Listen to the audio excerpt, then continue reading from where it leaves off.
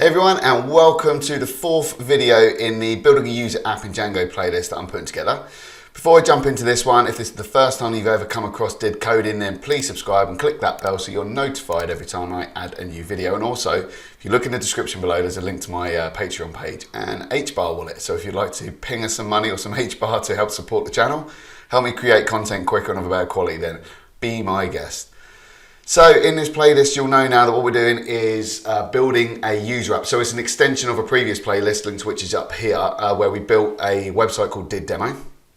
And what we're now doing at the end of that playlist, I promised that we would start building out new features and services and things like that.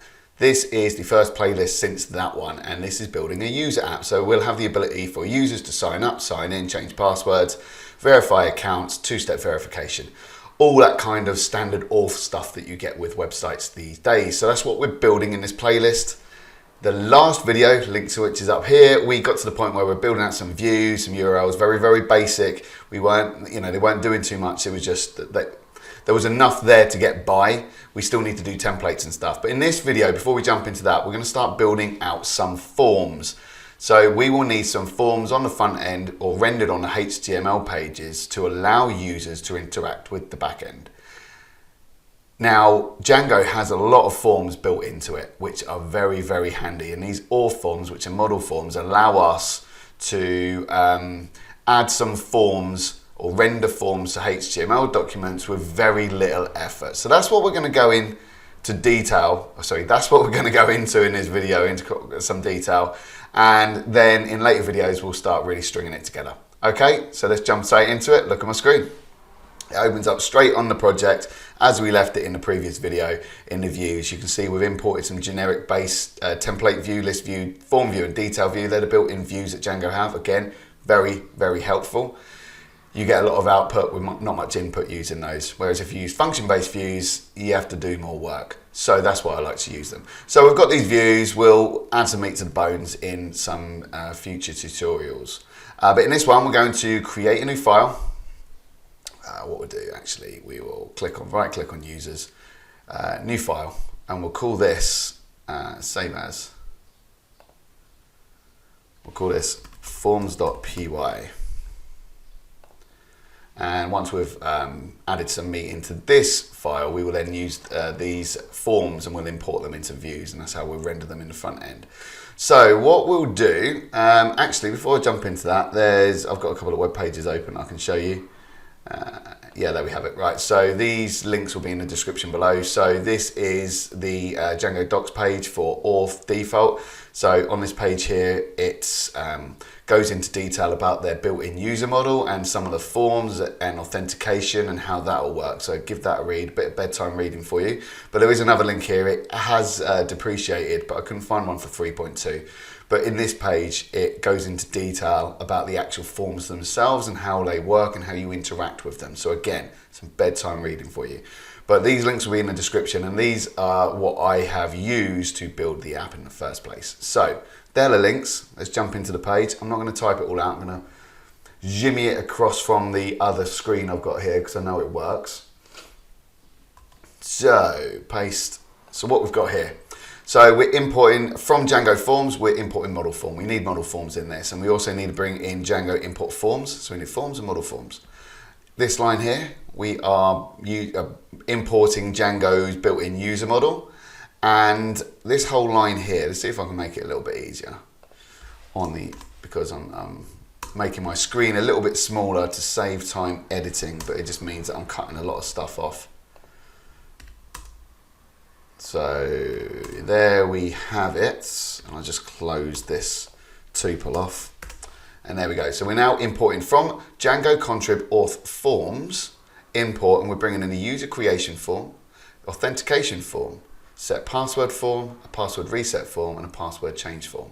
So we might not go through all of those. In fact, I might just go through this, and then outside of the tutorial, I'll add some more meat to the forms and we'll go through that just to save some time. Or I'll just copy and paste it across and we'll walk through it. So they are all of the forms that we need to bring in. They are all built into Django, so we don't need to do much work. And then I've got from.models. So this is the models.py file that we built a few videos ago. We've got a user profile that extends the built-in user model, and we've also got a user token model. which allows us to create tokens for password reset and email verification. And we've also got this chart. I think we built this in a previous video as well. Yeah, so we're using PY country to create a country's choices, which we used in the model. Actually, we'll bring that into this as well, because I'm pretty certain. Yeah, we will. There we go, we're bringing choices. Okay, so they're all the imports. That's all we need. And what we'll do, I'll copy all of this across.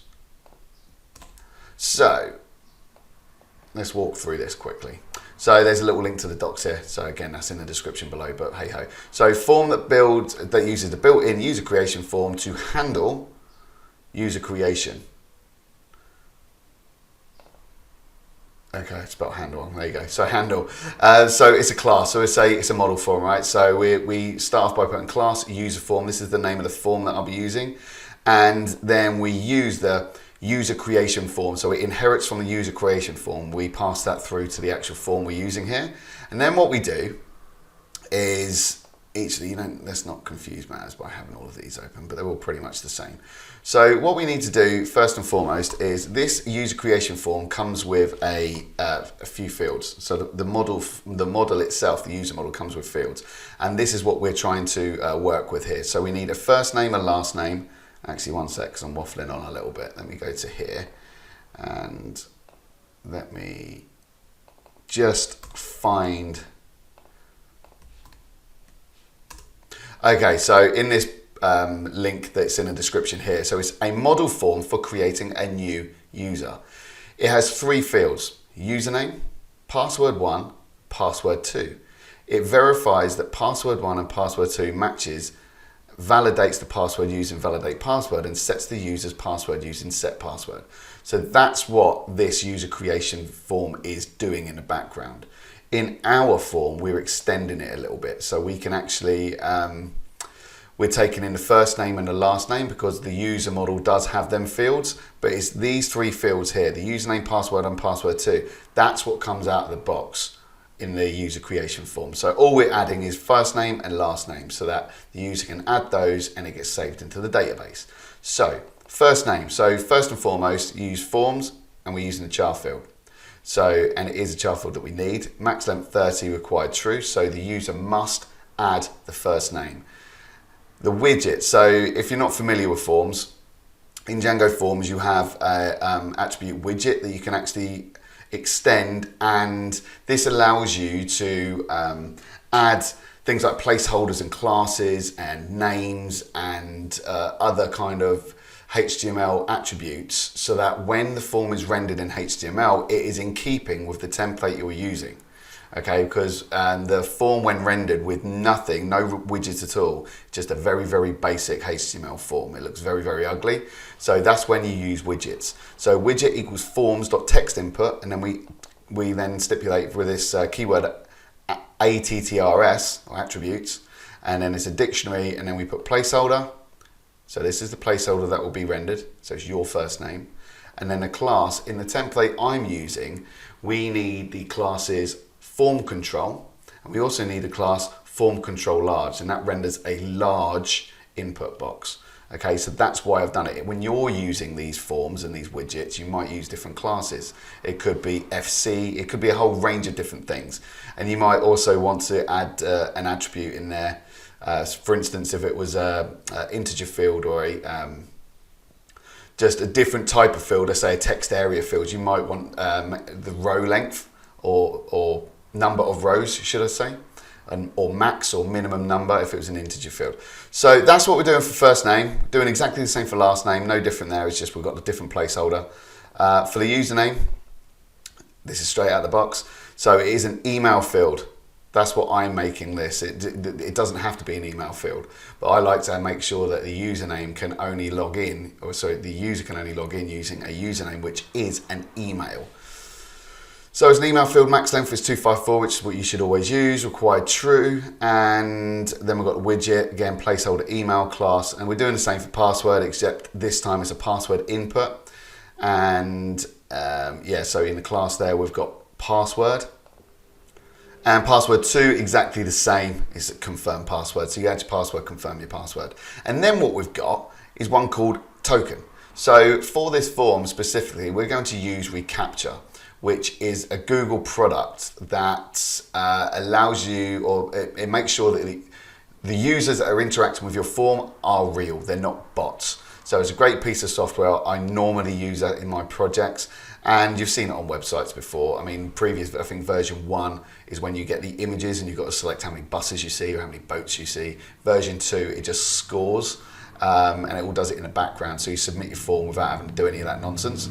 And so we'll be inputting that, but that is a hidden input, and we'll be rendering the reCAPTCHA token to that hidden input when we render it on the front and the back end. And then lastly, we've got a class meta. So model is user, so we're interacting with a user form, and the fields are username, first name, last name, password, and password too. That is all we need to do for the user form, okay?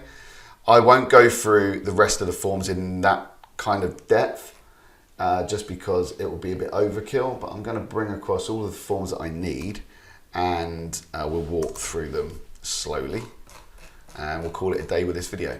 Okay, so let me save that. So we've got user form. We've then got a user email form. So form that uses built-in user creation form to handle user creation. And this is a user form. What do we use that for? That form is being used when requesting a new password, I believe. I'll have to confirm that in a later tutorial, but we do need it for this, this project. We've then got user alteration form, so first name, last name. We've got auth form, so this is taken in, keep in mind that these are forms, model forms, they're not inheriting from any built-in forms. So these are just forms that I've put together because they're required in the project that I'm doing. In terms of the built-in forms, this is the second one that's inheriting from a built-in form called authentication form. So in this form, it takes in a username and a password, and it authenticates that user in the back end. That's all we need to do. It's all we need to use. That's all the information we need to authenticate a user in the front end and back end. Next one, we've got user profile form. So that is a model form, and we're capturing things like telephone, address, town, county, postcode, things like that. We'll be using that in the account page or URL. Then we've got a user bio form. Again, these are just forms that I've put together so we can actually capture certain data sets for each user. What have we got here? User avatar form, so we can capture a user image. Then we've got request password form. So this is inheriting from the password reset form. It takes in an email, and then it allows you to send an email to the user with a token. That token then allows the user to reset their password. So that's what we're doing in that form. Then we've got forgotten password form. This is using set password form. And it has a new password 1, new password 2. So this allows the user to, when they click on that token, it takes them through to a new page. And when rendered, it renders this form, forgotten password form, and they add a new password and confirm that password, and that changes the password in the back end. And then when that's done, you can then log them in or authenticate them. Then we've got change password form. This is something that will be in the accounts page. So you confirm your old password, then you put 2 new passwords. So that's quite standard practice when you're in a accounts or profile page on a user app. And then we've got two-step verification or two-step form. We'll be using this form to capture a code. So when somebody switches two-step verification on, when they next sign in, then they will receive an SMS message with a 6-digit code. That code will go into this form, and it will then allow them to authenticate and log into the backend, log into the user app of this project. So they are the forms. There's a lot going on there, but I will, at the end of this project, I'll add all the code to GitHub, so you can just delve in as and when. But they're all of the forms we need.